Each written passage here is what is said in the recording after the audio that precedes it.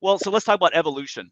Blake, you mentioned this a little bit coming in, is that you feel like the net worth has maybe doubled from when Morningstar first started to what it is today. But how has that also matched with design, and how has design evolved for Morningstar Builders to what it is today? I mean, I would say that, as people come in with more resources, they have the abilities to do the crazy things that we find on Houzz or Pinterest. I think that there's still even a balance because we have very, very few clients that don't have some kind of budget. So obviously it's easy to make suggestions and design elements, but then matching that with somebody that has the resources to do it is always, you always have to have both those people in order to make those elements happen. So I think since we are dealing with clients that have more resources to do things, they're seeing these unique ideas and say, hey, I love this. Like, for example, is we're putting golf simulators in 3 out of 6 houses that we have under construction right now. So little things like that, they're not cheap. I mean, they're $60,000 golf simulators. So you're just dealing with higher end people that have more resources to do different things than we've done before. So are you saying that your design has evolved into where it's more like lifestyle rooms or lifestyle aspects versus just the aesthetics?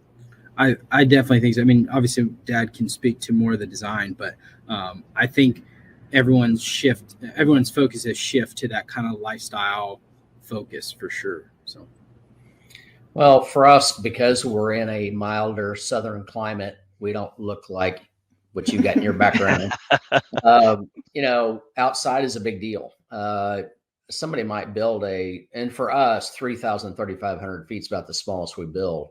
But even at that, they want huge porches and pool and cooking center and automatic screens and, even mini splits for air conditioning on the porch and on and on and on. The green egg. I mean, you just keep adding on. So the outdoor spaces for us are really, really big, but it's really been that way from day one. But I have seen it grown in popularity.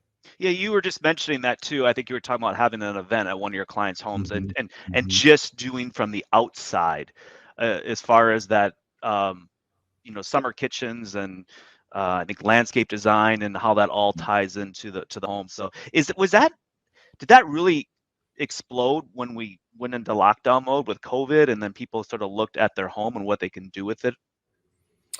Well, I think the combination of that, and then I heard something on the radio just yesterday that said that a lot of people may never go back to a full 40-hour work week in an office. Mm-hmm. They're like, what? So I think more and more employers are fine if they can keep up with their job and work out of the house 2 or 3 days a week or whatever.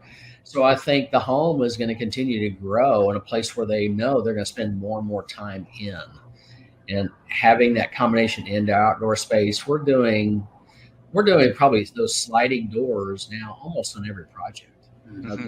They used to be 1 in a 50. So now they've really become more and more popular. And you mentioned working from home, or at least part-time. I know homeschooling's also really exploded, where a lot of people are looking at how they interact with their children at home differently too, where they have like a homeschooling area as well as just your typical bedrooms and play areas. Right. Let's talk about I just wanted to mention another design. We're actually building a home for a client right now that has a 1,400 square foot wine grotto type of thing in their backyard. And so that's back to that whole lifestyle type of thing. That's an important part for this client is his wine collection. And so then we can incorporate that into his home, and that can be a part of who he is. Yeah.